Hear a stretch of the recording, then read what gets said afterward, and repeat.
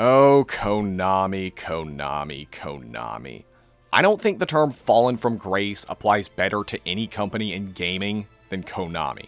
It's kind of hard to believe that the same company responsible for some of the most beloved IPs in all of gaming has been reduced to one of the biggest laughingstocks of the entire industry, with it doing things like canceling upcoming games in favor of slot machines, charging people $10 for save slots, and whatever this is. Granted, they have been getting a little better over the last couple years, but I don't think it's unfair to say that they're not the same company that they were in their heyday. And that's exactly what I'm here to talk about in this video. We're all familiar with Konami's more popular games. Some of them defined gaming as we know it, like the Castlevania series, the Contra series, and the Metal Gear series, while others didn't sell so well at first, but would later on become cult hits, like the Suikoden and the Zone of the Ender series. And then there are those that would just fade into obscurity, never to be heard from again. Like any other publisher, Konami has its fair share of underrated gems that I definitely think are worth playing. This is obscure Konami games you should check out.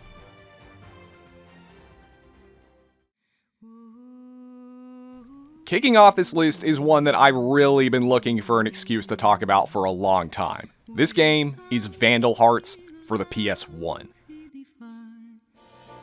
Vandal Hearts is a turn-based tactical role-playing game that takes place on a 3D isometric grid, much along the lines of Final Fantasy Tactics, and it's a really good one too. Vandal Hearts at first may seem just like a generic high fantasy strategy RPG, and it kinda is in many ways. The gameplay is pretty bare bones compared to other SRPGs like Shining Force, for example, but it's one of those games that does really well in everything it does do. The map design is excellent. The music, awesome. The gameplay, it speaks for itself. It's SRPG gameplay at its finest.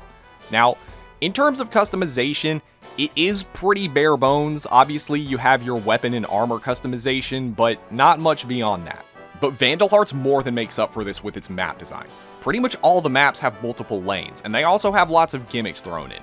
For example, there may be a treasure chest that you need to reach, but it's too high to climb, so you have to push a block to reach it. Or maybe there's a boulder on top of a hill that you can push down to damage enemies. Every map has something like this, and it prevents the gameplay from ever being repetitive. Another thing that's cool is that when characters reach certain levels, they can change classes, and you have a choice on which class they can upgrade to. And in some cases, the classes you choose can actually completely change how a character plays.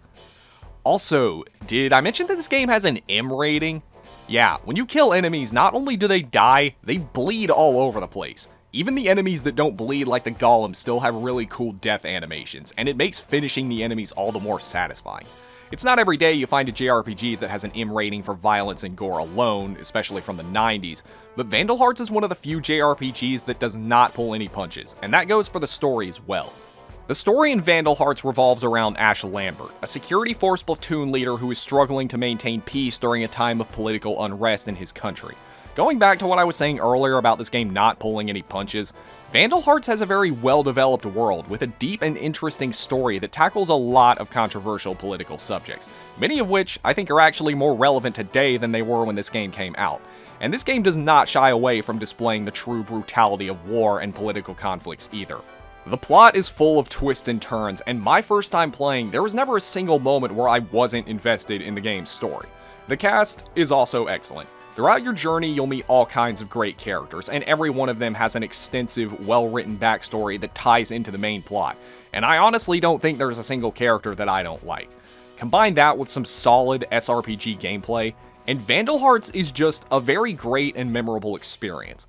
For a PS1 RPG, it is kinda on the shorter side. It took me about 15 hours to beat my first time, but it is 15 hours that you will fully enjoy every second of. Whether you're a Konami fan, a PS1 fan, or an SRPG fan, you cannot go wrong with Vandal Hearts.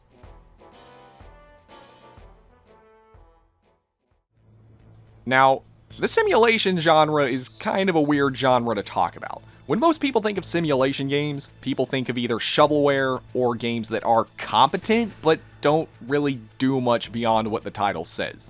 Obviously, games like Trauma Center have shown us that simulation games can be so much more than just simulation, and believe it or not, there's a Konami game that does something similar. That game is Firefighter FD18.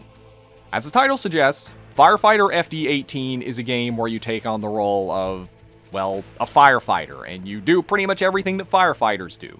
The gameplay has you go into buildings to put out fires and rescue people. The combat, if you want to call it that, has you basically putting out fires with your fire hose, so it's a lot like a third-person shooter. In fact, there are even these exploding flames that kind of act like boss battles for this game, and it's surprisingly a lot of fun. If there's one thing that Firefighter FD18 does especially well, it really captures the feeling of danger and tension of being in a burning building that could collapse at any second. The dark atmosphere, the abundance of hazards, even the clunky controls fit with the game's theme, because if you've ever known anyone that's done firefighting, moving around with all that heavy equipment isn't easy. Every step you take, there's a chance you could set off a hazard, and there's really no way to know whether or not a path is safe until it's too late. Of course, you don't have time to think, because if you don't, the people around you need to save might die. Now, granted, there's not a whole lot of variety with the gameplay. It's pretty much just going into different locations, rescuing people, putting out fires, etc. But it is definitely fun, and the situations it puts you in really force you to make calculated decisions based on your current situations. Sometimes you'll need to rescue someone but won't have time to put out the fire around them, so you just have to run through the flames. Sometimes your fire hose won't be strong enough to put out the fire, so you'll have to find another way around. And other times you'll just be completely surrounded by growing flames that you won't even know what to do. And going back to what I was saying about this game being more than a simulation game, it actually has a story, and a pretty decent one that even has cinematic cutscenes. The story is that there's a serial arsonist going around, and you seem to keep getting assigned to put out the fires that he starts, which kinda creates a rivalry between the two characters. There's also this dynamic between the main character and the reporter. It's not the best story Konami has ever put out, but it was enough to keep me invested and wanting to keep playing. Overall, Firefighter FD18 is a very unique game, and while it's not perfect, it is worth checking out, especially if you're interested in playing one of the few games that puts you in the boots of a firefighter. Now, I don't talk about this much on my channel, but I love Yu-Gi-Oh! I watched both the original anime and GX religiously when I was a kid, and recently I've gotten back into the card game, and I'm having a lot of fun playing the game at locals with my Sacred Beast deck. Now, when people think of Yu-Gi-Oh! Games today, they immediately think of Duel Links or Legacy of the Duelist, but throughout the late 90s to the early 2010s, there were a lot of Yu-Gi-Oh! Games. There were so many I could probably do an entire video on obscure Yu-Gi-Oh! Games alone. For the most part, the console entries would experiment while the handheld games would simulate the card game, with Konami releasing at least one every year. On Nintendo handhelds, you had the Ultimate Masters, or World Championships, or whatever they felt like calling it at the time, while on the PSP, you had the Tag Force series. And the entry I'm talking about for this video is Yu-Gi-Oh! GX Tag Force 3. Now, I know what most of you are probably thinking. Dude, this is Yu-Gi-Oh! This is a game based on one of the best-selling trading card games in the world. How is this obscure? And yeah, I am kind of stretching things by putting a conventional Yu-Gi-Oh! Game on here, but I'm not putting this game on here because of the game itself. I'm more putting it on here because Tag Force 3 is just such a weird release, I feel like I have to include it. For one thing, despite this game being officially translated into English, it was never actually released in North America. Only in Europe, and this being the last GX Tag Force game, the story is based on the 4th season of the GX anime, which was never actually dubbed into English. That's right, 4Kids, the company responsible for dubbing Yu-Gi-Oh! Into English, fell so far behind on dubbing GX that by the time they were done with the 3rd season, 5Ds had already started airing in Japan, so instead of finishing GX, they instead decided to jump ahead and shift all their focus to dubbing 5Ds. Despite that fact, we still somehow got this game in English, or, well, Europe did, but this is probably the closest we'll ever get to an official translation of the 4th season of GX. And what's even weirder about this game is that because it came out after 5Ds, it actually includes cards from early 5Ds, as well as Synchro Summons and the new Master Rules at the time. It even has some anime-exclusive cards of its own. Now, as for the gameplay, there really isn't a whole lot to say. It's basically a simulation of the card game. You can buy cards, build decks, explore Duel Academy, duel your classmates, partake in event duels, play minigames, etc., etc. At the beginning of the game, you choose a tag team partner and they follow you around, and as you duel the other students with them, you fill up these hearts at the top of the screen, and each time you fill one up, you get to advance that character's story. If you've played any of the other Tag Force games, or any of the handheld Yu-Gi-Oh games from this generation for that matter, you've basically played Tag Force 3. I mainly included this game on here because of everything besides the gameplay. To best summarize this game, it's a Yu-Gi-Oh! GX game based on Season 4 of the anime, which never got dubbed, it was translated but never released in North America, and it features synchro summons and cards from Yu-Gi-Oh! 5Ds. If you're someone that only plays these games to simulate the card game, there's really not much reason to go back to this game unless you have some kind of nostalgia for this particular point in the game. But this game is definitely a must-play for any fan of the GX anime, especially if you want to experience the 4th season in some way other than watching the Japanese subbed version.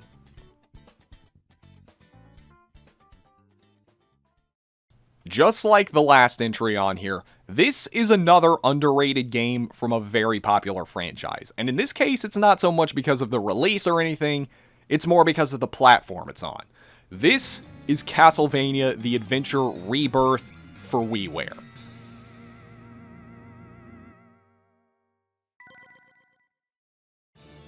There are a lot of underrated titles for WiiWare, and this is unfortunately just because not many people came to the Wii Shop channel to play new games. Most of them just used it to get the ones on Virtual Console, but then again, given how many great classics were on the Wii Shop channel, can you really blame them?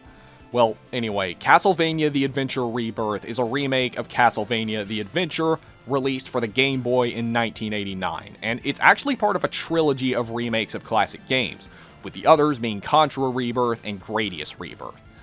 Now, the Castlevania series, I believe, needs no introduction. I mean, it pretty much defined 2D side-scrolling in its early years, and in many ways, The Adventure Rebirth is a return to the series' roots, because after Symphony of the Night, Konami had pretty much moved away from the linear style of old games in favor of the new non-linear RPG-like Metroidvania style.